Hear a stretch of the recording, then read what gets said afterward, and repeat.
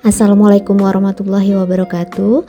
Berikut merupakan pembahasan dari materi pada mata kuliah Sistem Geometri dengan materi Geometri Eliptik.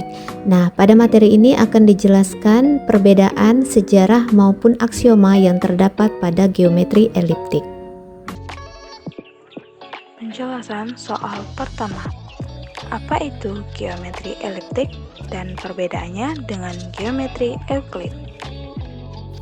Geometri eliptik.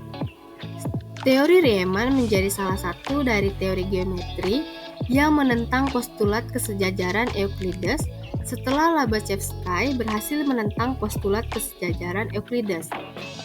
Postulat kesejajaran Riemann ialah tidak terdapat garis sejajar. Pada geometri eliptik atau geometri bola, garis tidaklah lurus sebab garis tersebut adalah bagian dari lingkaran besar. Geometri eliptik adalah salah satu cabang geometri non-Euclid yang paling terkenal. Geometri ini muncul sebagai alternatif terhadap postulat kesejajaran Euclid yang kontroversial. Ada dua teori geometri yang mengasumsikan postulat kesejajaran Riemann. Pertama, geometri eliptik tunggal, di mana setiap garis berpotongan di satu titik, tetapi tidak ada garis yang membagi bidang. Kedua, geometri eliptik ganda, di mana dua garis berpotongan tepat di dua titik dan setiap garis membagi bidang. Nah, pada tabel 1 terdapat konsep dasar geometri eliptik dan representasinya terhadap bola di geometri Euclides.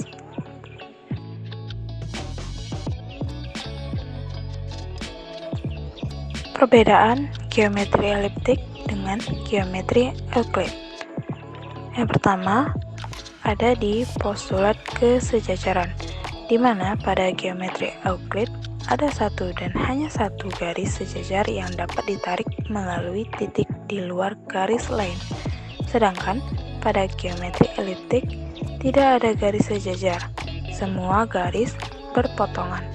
Kemudian pada jumlah sudut segitiga, di mana pada geometri Euclid selalu 180 derajat, sedangkan pada geometri eliptik itu selalu lebih dari 180 derajat. Selanjutnya yaitu perbedaan antara geometri eliptik dengan geometri Euclid. Pada bentuk ruang, geometri Euclid berbentuk datar atau Euklidean. Pada geometri eliptik, bentuk ruangnya melengkung atau berbentuk bola. Selanjutnya, pada garis lurus, perbedaan antara geometri eliptik dengan geometri Euclid yaitu pada geometri Euclid, tak terhingga panjang tidak pernah berpotongan. Sedangkan pada geometri eliptik, lingkaran besar pada bola selalu berpotongan.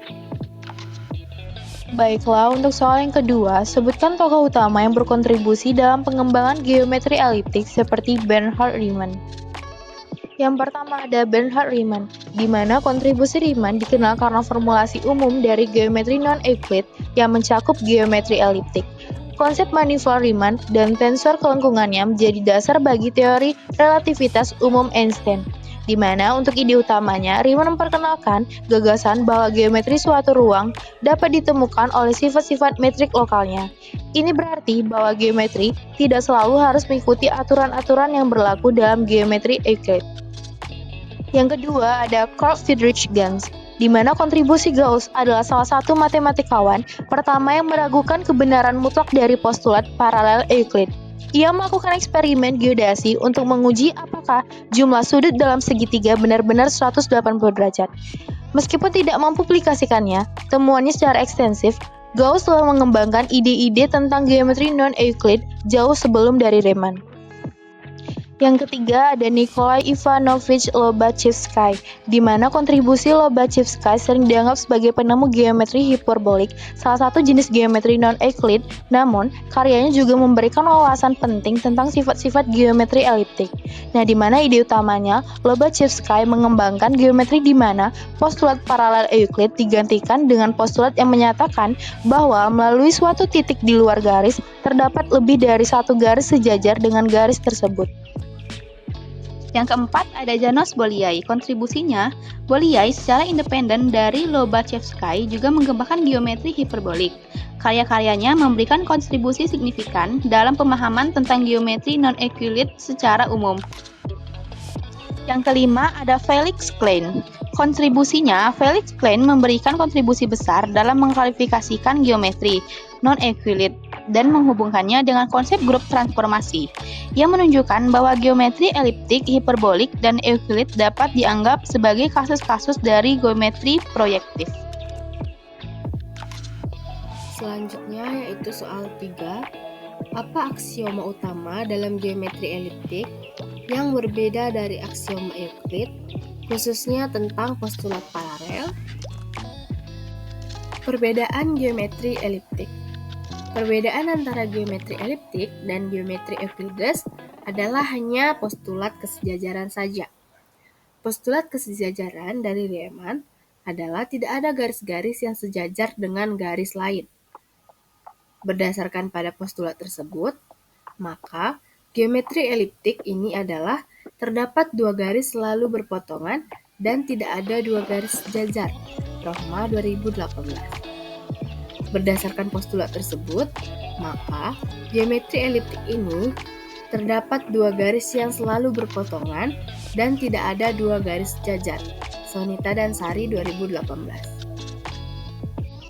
Selanjutnya yaitu aksioma geometri eliptik. Terdapat 5 teorema, di mana teorema yang pertama yaitu dua garis yang tegak lurus pada suatu garis berpotongan pada suatu titik. Teorema yang kedua, semua garis yang tegak lurus pada suatu garis berpotongan pada titik yang disebut kutub dari garis itu. Dan sebaliknya, setiap garis melalui kutub suatu garis tegak lurus pada garis itu. Teorema yang ketiga, dalam sebarang segitiga ABC dengan sudut C yaitu 90 derajat, sudut A kurang dari, sama dengan, atau lebih dari 90 derajat.